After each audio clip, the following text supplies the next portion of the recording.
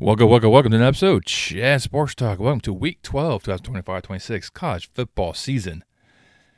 Boy, we have some exciting games that transpired last week that definitely changed the landscape.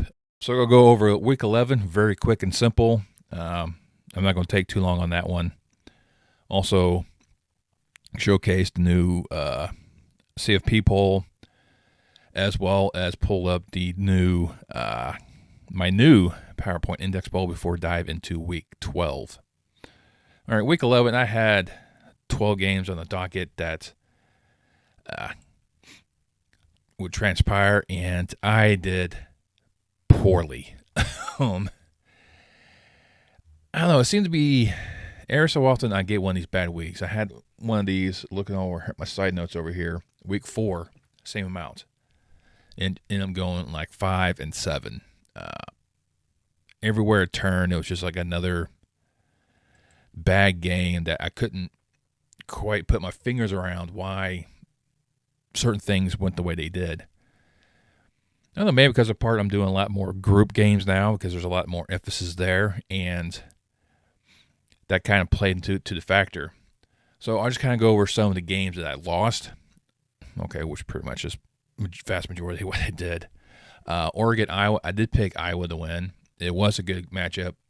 It went down to the wire, so kudos to Iowa for at least making it close, but Oregon was just a little too much for him. BYU and Texas Tech. I went BYU, even though I knew I should have went with Texas Tech. But the loss wasn't as big as it should have been, as BYU was able to keep Texas Tech out of the end zone for majority of the game, but they just couldn't produce anything themselves to really counter Texas Tech, and they just looked all out of sorts in that game and ended up losing in the end, which cost their undefeated nature. But they only lost 29-7. It could literally have been like a 45-7 shellacking. So just keep that in mind. Southern Miss, Arkansas State. I wouldn't be upset with Arkansas State. Southern Miss was too much in that aspect. Duke and UConn. I said that was a good matchup outside of any conference affiliations, and normally one you would reserve for the hardwood because these are two blue blood basketball programs. But UConn made a huge drive at the end of the game and winning against Duke. Now we're giving me my fourth loss thus far. San Diego State, Hawaii, the late night affair. Hawaii just embarrassed San Diego State and just derailed them altogether. But San Diego State still controls the fate in the Mountain West, but it's not as clear cut as it once was. Wake Forest and Virginia. Wake Forest poured the spoiler. I almost went Wake Forest in that one too. I had the feeling of the Virginia's run was going to end sooner or later, but I just didn't think it was then. I figured it was the previous week against Cal, and that didn't transpire. Speaking of Cal, they go into Louisville and knock off the Cardinals in overtime, giving me my 7th loss of the day. We'll see if I can do better in Week 12. Like I said, low down, quick, fast, in a hurry. I mean, games that I won was, of course, the Georgia game. Winning the Battle of the Bone between Mississippi State was quite easy. A&M winning Mizzou. Iowa State and TCU. I picked Iowa State to win at Fort Worth, and they ended up ending their losing streak. Bama was all over LSU. I think everyone saw that one coming. And Notre Dame was all over Navy. Week 11 concludes. Time to dive into the new polls. We'll first start up with the new college football playoff poll. See Cincinnati and South Florida making their debut into the CFP. South Florida now being the highest ranked non-power conference member. Tennessee hanging there at number 23. Pittsburgh hangs in it at 22. Iowa hangs at 21, despite their loss to Oregon. Actually, no, they dropped one, excuse me. Louisville dropped 5-20. Virginia down 5-19. They're both of their surprising losses. Michigan up 3. USC up 2. Georgia Tech up 1. Miami is up 3. Vandy jumps 2. Utah maintains. BYU stays ahead of them, dropping 5 from their loss, while Oklahoma, Texas, Notre Dame, and Oregon all move up 1. Ole Miss drops 1. Well, and that's what happens when you blow out the Citadel. Texas Tech up 2, and the top 5 did not change. That's the CFP. Now it's time to head to my PowerPoint index poll. Teams that did transpire out were San Diego State, Navy, and Memphis, who all lost the previous week and find themselves out of this new setup. Cincinnati still hanging in there at 22, even though they didn't play, but because other teams played, they ended up dropping a bit. Vanderbilt comes back in at 24. Houston comes in at 23. Tulane shows up at 22. James Madison, who made their debut in both the coaches and AP polls this week, is here at 21, up 3 positions. And number 20, you see Miami up 5. Yeah, I got Miami down pretty far. Ahead of them is Utah, staying at where they're at. Same thing with Oklahoma. Louisville, following their loss to Cal in overtime, dropped from 9 to 17. North Texas maintains 16. This is my highest ranked group member. Texas up to the number 15. Notre Dame jumps 6 positions following their dismantling of Navy. Jumps 6 positions to 14. And Virginia, losing to Wake Forest, drops from 8 to 13.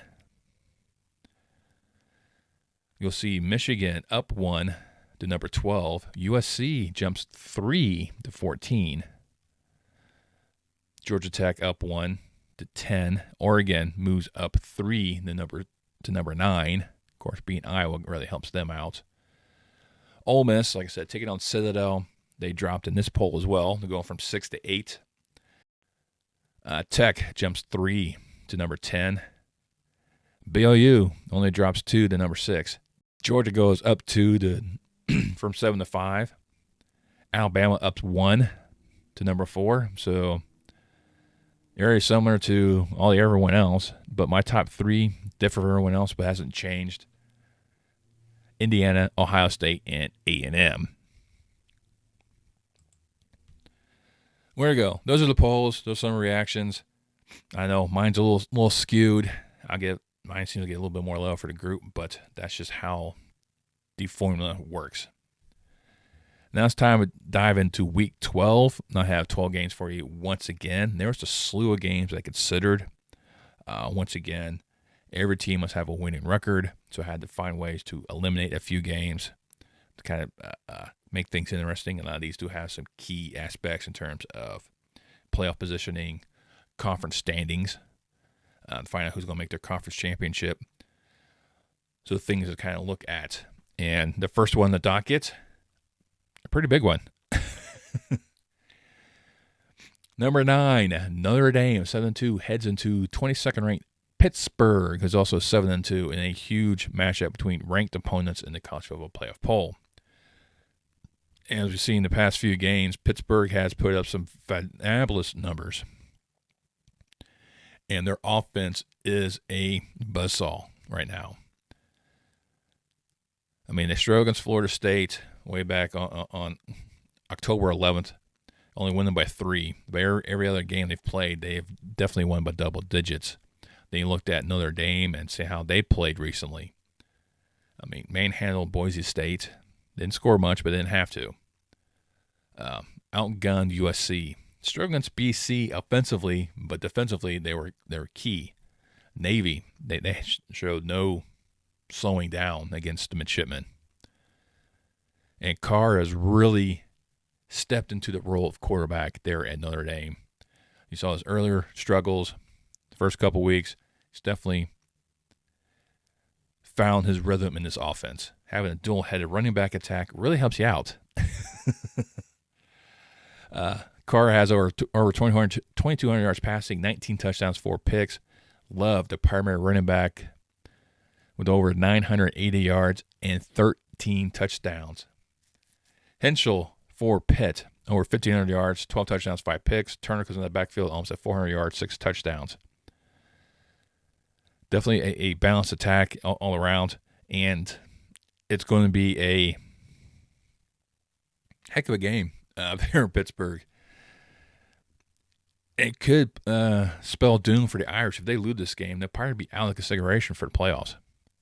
And I think this is what this game is going to boil down to, is a playoff elimination game. Right now, analytics like the Irish is 77%. The line has it at 11.5. I know Notre Dame's defense has really stepped up the past couple weeks, allowing 10 points each game. But I have a feeling it's going to be more like the USC game.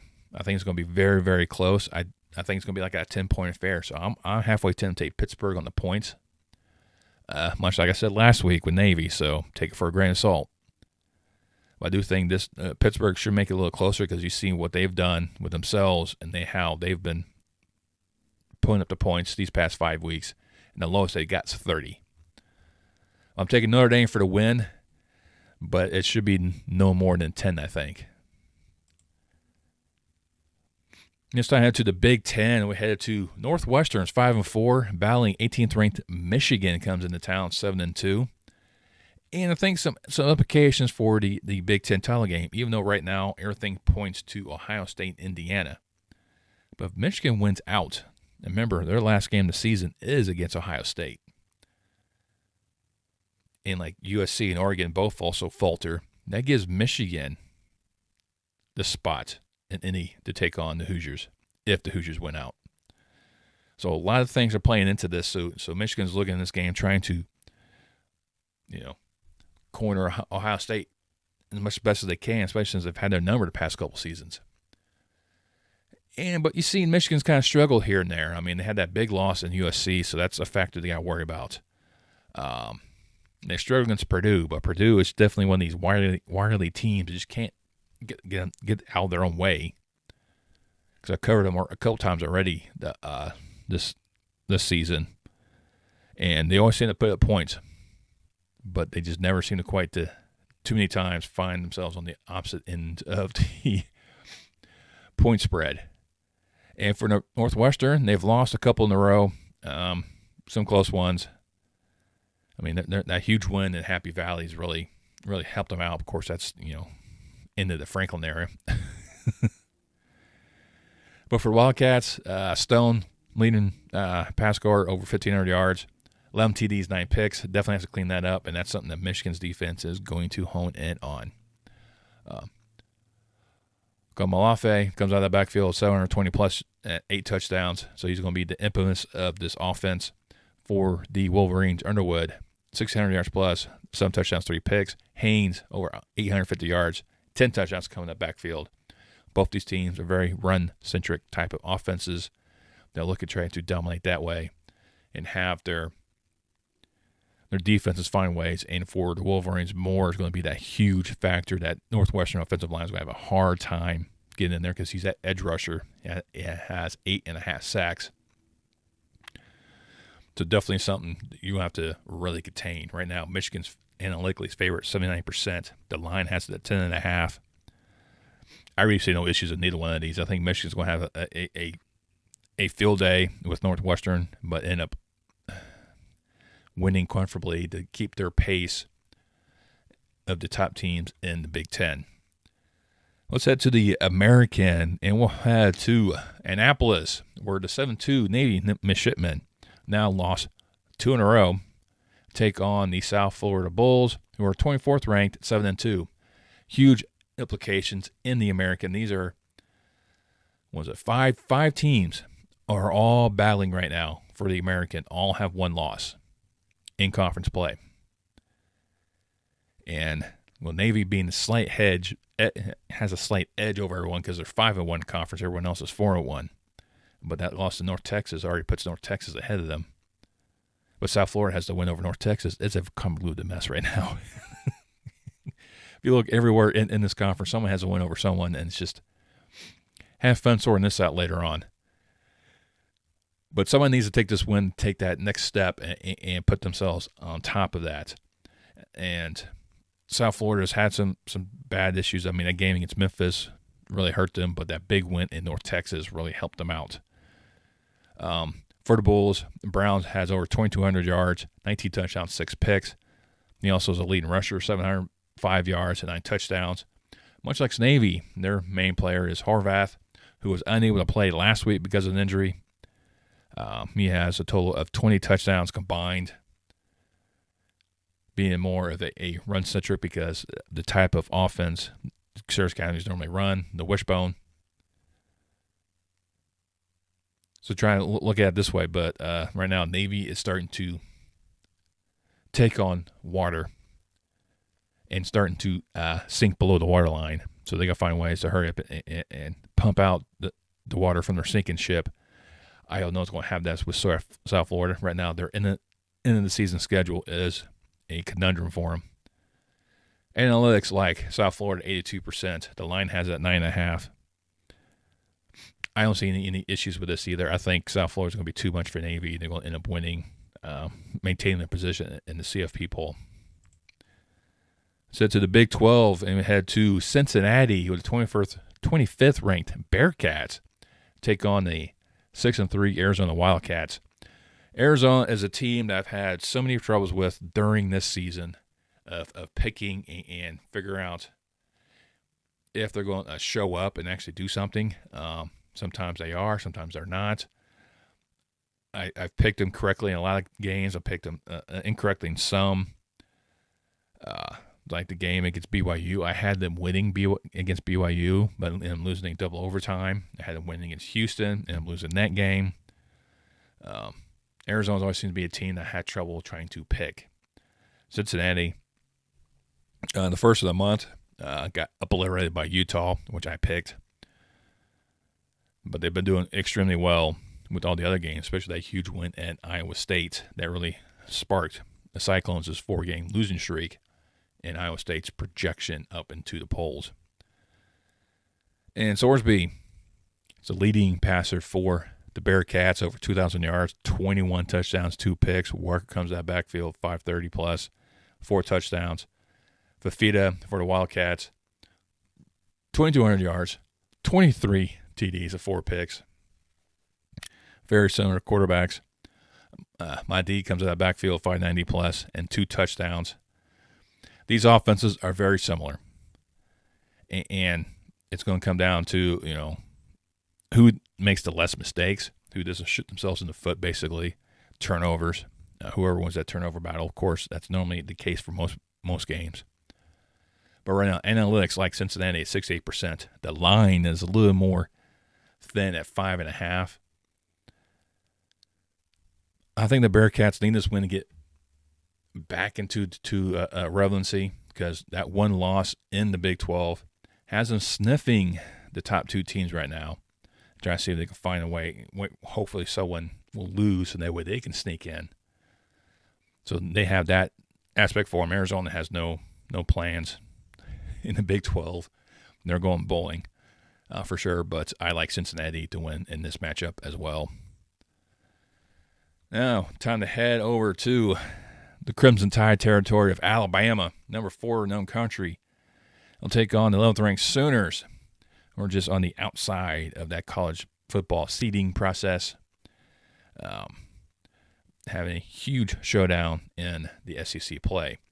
Now, Oklahoma already has 2 losses in conference play, so I think any aspects of them getting into Atlanta is kind of moot at this point. Right now, Bama and A&M are on the collision course if they maintain to head to Atlanta. And see some of the cases, they had that scare against South Carolina and won them by 7. Struggled a little bit against Tennessee, struggled against Mizzou. So Bama's been tested, but still comes out on top. Oklahoma couldn't handle Texas. Oklahoma couldn't handle Ole Miss. But they were able to handle Tennessee. So they do have some win against close games, but more likely than not, they find themselves on the opposite end of it. Matier for the Sooners, over 1,900 yards passing, 8 touchdowns, 7 picks. That's a huge factor for him. Blaylock comes out of backfield, 400 plus with 4 touchdowns. Simpson's really found himself for the Tides offense after that Florida State debacle in the first week of the season. Over 2,400 yards passing, 21 touchdowns in the pick. Miller comes out of that backfield, 320 plus and two touchdowns. So, this is a very pass-centric team, very defensive-oriented team as well. Let's look at some of the teams that they battled. Defenses were a key factor in this aspect. Analytics likes the Tide at 71%. The Lions at 7.5. I see no issue with either one of these. I do think Alabama should have a easy going. I won't downplay Oklahoma too much, but I think Alabama's going to find themselves in the lead pretty much the entire game and be able to keep ahead of Oklahoma. But in the end of the day, I think it's going to be tied. Now we'll head out to L.A., where the 17th ranked Trojan, 7-2, 5-1 in conference play, take on the pesky Iowa Hawkeyes at 21, whose defense was there against Oregon. Same thing it was against Indiana. When they take on quality teams, they rise to the occasion. But Iowa's offense is lackluster. That's part of their problem. Great defense. That offense doesn't translate well. Notre Dame is looking to try to build up their resume a bit. I mean, yeah, they're 2 losses, so the chances of them getting in there pretty much like, no, they only have 1 loss, excuse me. They have 1 loss of conference play. Iowa has 2 losses. So Iowa's chances of getting in there is probably moot, especially lose this one. USC needs this to keep pace with the top 2 teams, much like Michigan, I stated earlier. And Maivia leads the Trojans 2,600 plus yards passing, 17 touchdowns, 6 picks. Miller comes out of that backfield, 630 plus rushing, 5 touchdowns. Gronowski is not a passing quarterback that you really think of. I mean, he has over 1,000 yards, 5 touchdowns, but 4 picks. But in that game against Oregon, he had drives where he was throwing the ball, something Oregon wasn't expecting. So he has the capability of doing it, just the offense doesn't do it. Moulton comes out of the backfield, 520 plus, 2 touchdowns. It's that offense of Iowa that's going to hamper him a lot, but it's that defense that's going to have to struggle against USC's. So I think USC is going to have probably a little bit better success than what Oregon did, and analytics agrees with a 76% advantage to the Trojans. The line's at 6.5. They realize Iowa's defense should keep it somewhat close. Under a touchdown. I like all that. I'm going with the Trojans as well to win, to keep pace in the Big Ten. Head to the ACC, where Duke, 5-4, 4-1 in conference play, takes on the 19th ranked Cavaliers, 8-2, 5-1 in conference play. Both of them 1 loss. Part of that conglomeration they got in the ACC right now with 5 teams all battling for that spots in Atlanta, with Louisville just outside, including Miami with 2 losses. So ACC still up for grabs. That's why I think they're ranked lower in a lot of polls, with Miami and Georgia Tech battling who has the top part of that conference. And this is going to be a huge factor in this game. Duke had that last second collapse against UConn. But it had a great last second win in Clemson. So they've been back and forth. Georgia Tech, they didn't really have much answer for that one. If you looked at Virginia, they finally had their winning streak ended. They were winning quite handily, except for that Cal game where they won by more than a point.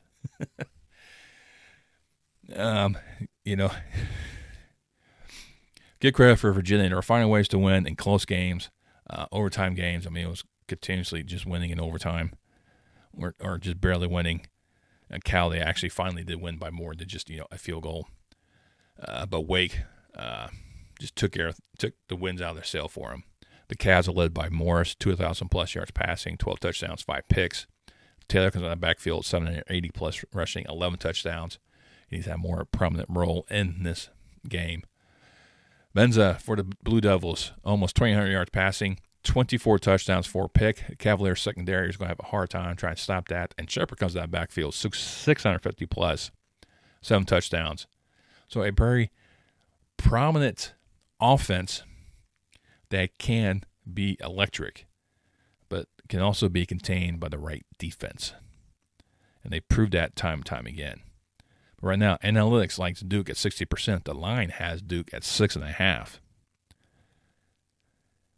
I have doubted the Cardiac Cavs many times this season, and I am not going to bet against them. I think this is the team looking. They have an identity that they are thriving in this scenario. They had a hiccup. In college football, everyone seems to have a hiccup. It's what you do afterwards and how you can propel yourself. Virginia is pretty much in a driver's seat position in ACC in terms of trying to get into Charlotte.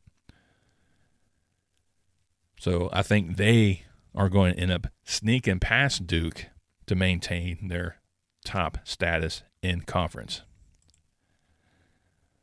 Now we head back to the American with another key showdown in conference play. East Carolina, 4-1 in conference play, take on Memphis, 4-2 in conference play. Like I said, a lot of these teams are all battling right there. Memphis is just right outside, but unfortunately that key loss to Tulane is really hamper things a lot. That UAB loss doesn't help either. East Carolina, which I bet against a couple weeks ago when they took on Temple, and, well, they kind of proved me wrong on that one. Has quietly started to come back after themselves losing to Tulane. So they're also on the outside looking in, and this game is actually kind of important for both these teams to make sure they keep pace with the top teams in the American to find out whoever drops off, they can be able to leapfrog. And the Tigers are led by Lewis, a quarterback, over 2,100 yards, 12 touchdowns, 5 picks. Smith comes out of backfield, 530 plus, 6 touchdowns. Hauser for the Pirates, over 2,400 yards passing, 14 touchdowns, 5 picks. Montgomery comes out of backfield, 530 and 5 touchdowns. Definitely going to be a very good game between these two in Greenville, North Carolina, to find out, try and finagle their way in here. Right now, analytics likes East Carolina at 52%. The line also has it in East Carolina's favor at 2.5. I doubted Memphis, I think, twice this season, and they proved me wrong 2 times. I picked Arkansas against them, and Memphis ended up winning. I picked South Florida over them, and Memphis ended up winning. Memphis is a very hard team to take care of. I think East Carolina is going to be another pesky team to worry about as well, especially in the conference aspect of the American. But I'm going to give Memphis the slight nod in this matchup. I just think that the way they treat the underdog status a little bit better suited than I think most teams, and I do think they're going to find a way. It's just to barely slip past the Pirates of East Carolina. And a huge showdown in SEC as 2 one-loss conference teams, the 5th-ranked Bulldogs and the 10th-ranked Longhorns, square off in Athens, Georgia. So there's just those two plus Ole Miss are right there behind Bama and A&M, just waiting for their opportunity. But unfortunately, a lot of them have losses to one of those teams, so there's some things that have to come into fruition for them, but definitely things that could be transpiring. And you looked at how Alabama has had some struggling games, Georgia. Let's get this right. Georgia has a struggling games the past 5 weeks, especially against Auburn and Florida. So the same thing with Texas, and they've just been winning by the skin of their teeth these past 3 weeks. OT in Kentucky, OT at Mississippi State. Had to hold on and to beat Vanderbilt. I mean, they were dominating Vanderbilt, and all of a sudden, they were just coming back. Of course, they also lost to Florida. So Texas has been kind of living on the edge lately, and nothing against Arch Manning. It's just I think the team overall is just gets to a certain point, and then all of a sudden they start to peel back a bit, and that could be part of the problem with this Sarkisian-led Longhorn team. But Manning has over 2,100 yards passing, 18 touchdowns, 6 picks.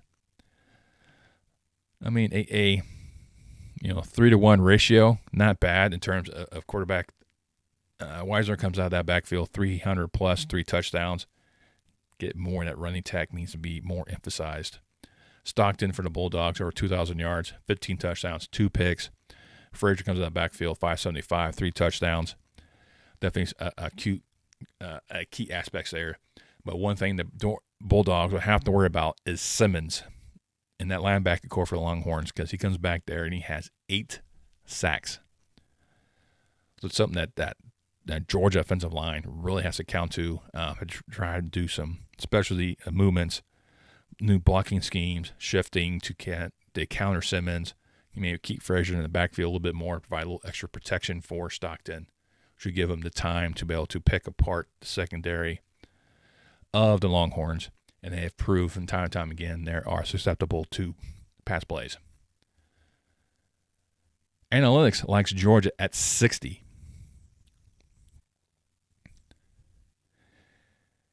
The line also at 6.5. So everything points towards Georgia. I think Texas will make this a game. I think Georgia towards the end will just end up blowing it out in that fourth quarter, just be able to take care of maybe a mixed cue late by the Longhorns to really put them up by like a 10-point version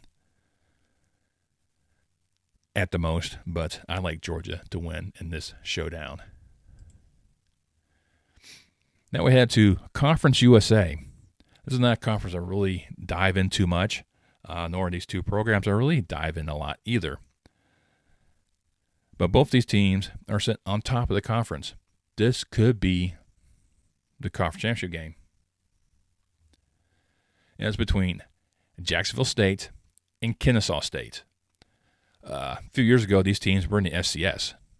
Now they're eligible for postseason play in FBS level and looking to see what they can do with the key victory here.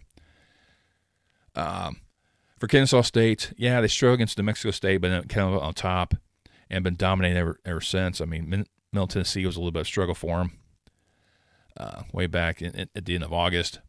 For Jacksonville State, they struggled in El Paso, struggled against Middle Tennessee, able to edge out Delaware.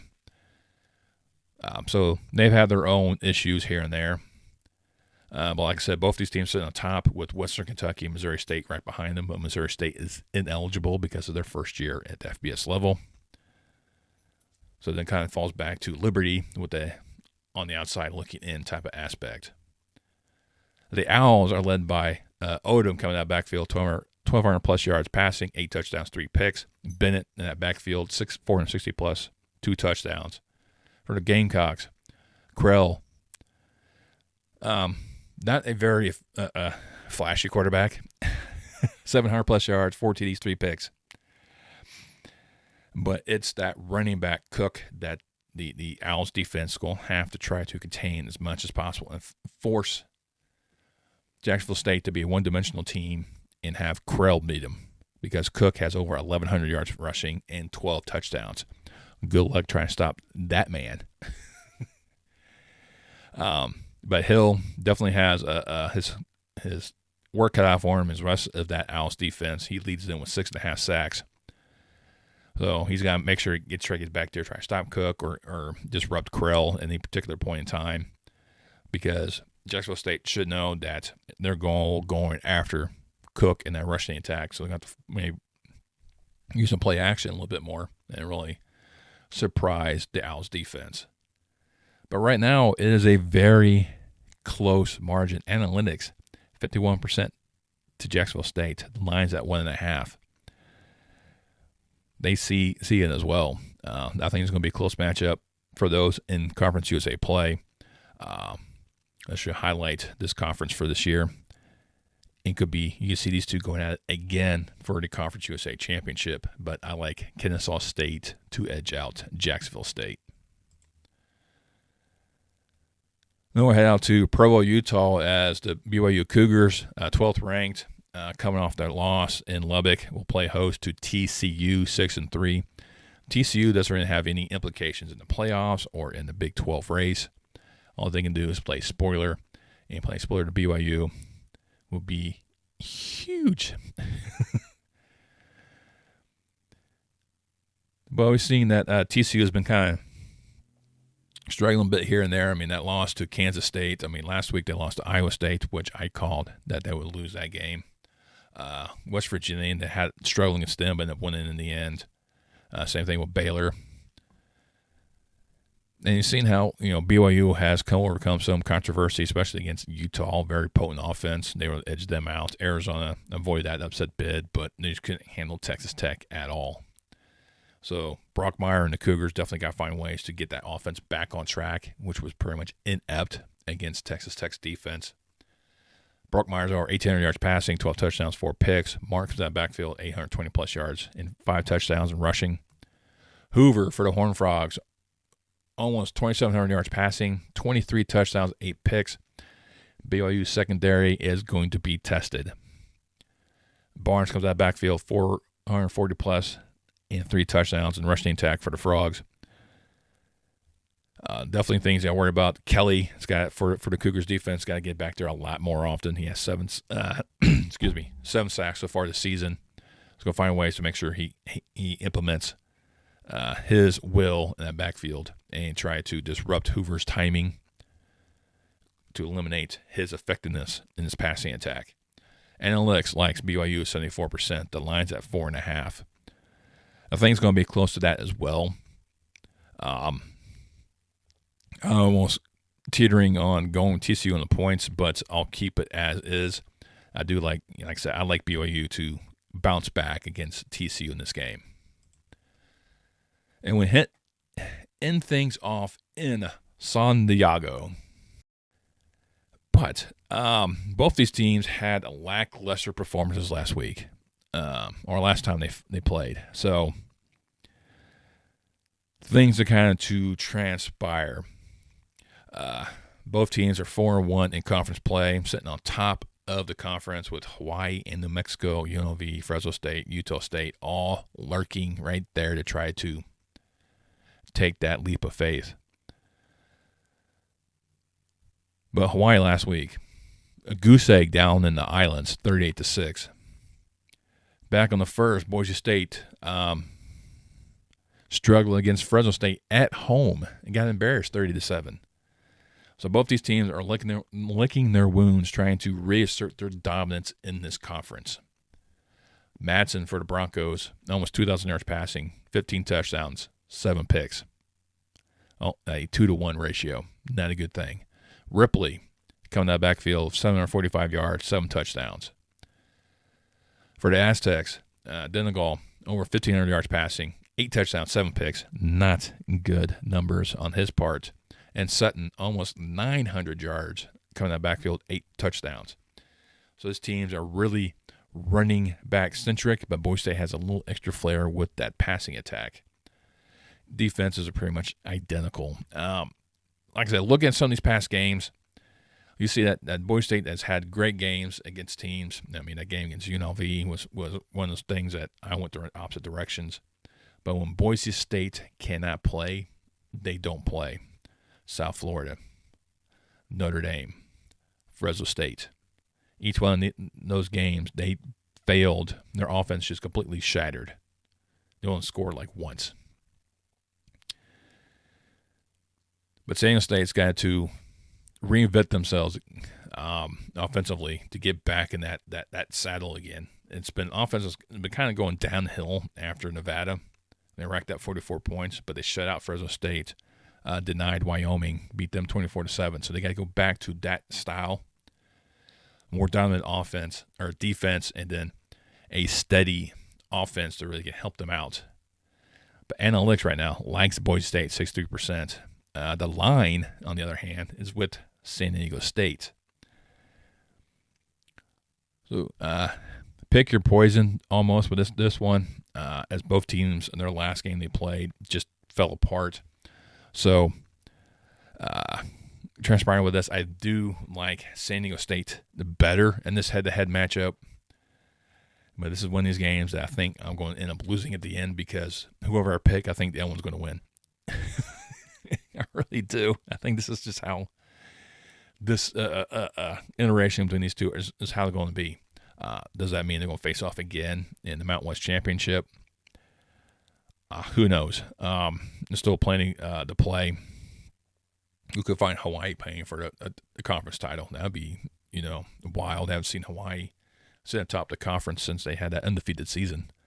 But anyways, I'm taking San Diego State, and we'll see how the chips lie. There you go. Those are my 12. Definitely some. I think most of my games are staying within the lanes that are provided. There's a few that I went a little outside. A couple that I don't think whichever way I went, I'm probably going to end up losing. Just because I think like I said, San Diego State, Boise State. I think I picked San Diego State. Boise State could probably end up winning that game. So, but that's neither here nor there. But what do you think about my picks? Which games did I not cover? Did you think I should have covered?